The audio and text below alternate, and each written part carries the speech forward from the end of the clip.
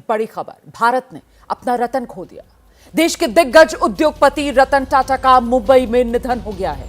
मुंबई का breach candy अस्पताल, जहां पर आखिरी सांस रतन टाटा ने ली। रतन टाटा 86 साल के थे। पिछले कुछ दिनों से उनकी तबीयत खराब चल रही थी। उन्हें उम्र से संबंधित कुछ तकलीफ हुई थी, जिसके बाद अस्पताल में वो भर्ती हुए थे। रतन टाटा के निधन की खबर से बिजनेस जगत से लेकर देश भर में दुख का माहौल।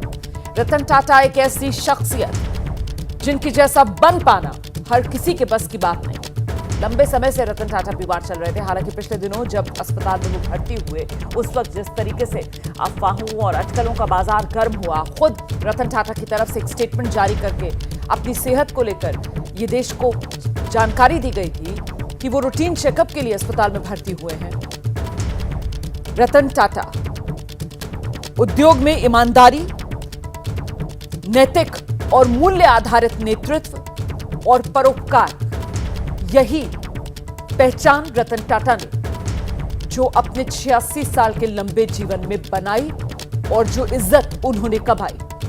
टाटा घर घर में एक भरोसे के नाम के तौर पर रतन टाटा के ही नेतृत्व में स्थापित हुआ। बिजनेस सेक्टर में एक बड़ा नाम और पहचान, एक ऐसे दरियादिल शख्सियत की जो कभी भी देश हित के लिए, देश के नागरिकों के हित के लिए कदम उठाने में, काम करने में हिचकिचाता नहीं था। 28 दिसंबर 1937 वो तारीख जब रतन टाटा का जन्म हुआ। साल 1991 से 2012 तक टाटा ग्रुप के चेयरमैन रतन टाटा रहे। कामयाबी की सीढ़ियां रतन टाटा ने तेजी से चढ़ी। 1962 में टाटा इंडस्ट्रीज में बतौर सहायक शामिल हुए थे रतन टाटा। 1959 में आर्किटेक्चर और इंजीनियरिंग की डिग्री लेने के बाद टाटा इंडस्ट्रीज से उन्होंने अपने करियर की शुरुआत की। 1974 में टाटा सन्स के बोर्ड के निदेशक बने। 1981 टाटा इंडस्ट्रीज के अध्यक्ष बन गए। तो सोचिए, 1962 करियर की शुरुआत और फिर टाटा इंडस्ट्रीज के अध्यक्ष 1981 में बने। इसके बाद 1991 से टाटा सन्स और टाटा ट्रस्ट के अध्यक्ष रहे रतन टाटा। बिजनेस सेक्टर में रतन टाटा ने कई कीर्तिमान स्थापित करते हुए देश के सबसे पुराने कारोबारी घरानों में से एक टाटा समूह को नई बुलंदियों पर पहुंचाया। देश ही नहीं, दुनिया में टाटा समूह की धाक जमाई।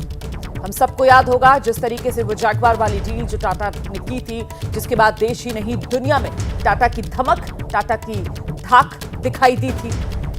देश और आम लोगों के लिए रतन टाटा ने कई ऐसे काम किए हैं जिसके लिए उन्हें हमेशा याद किया जाता रहेगा। अपने समूह से जुड़े छोटे से छोटे कर्मचारी को भी अपना परिवार मानते थे। उनका ख्याल रखने में कोई कोर कसर नहीं छोड़ते थे। इसी वजह से वो लोग जिन्होंने रतन टाटा के साथ काम किया है, उन्हें अपने बॉस के तौर पर, कंपनी में काम कर रहे एक बड़े अधिकारी के तौर पर नहीं, बल्कि अपने एक गुरु के तौर पर, एक मार्गदर्शक के तौर पर और कई मौकों पर तो अपने सबसे सच्चे मित्र के तौर पर देखते थे।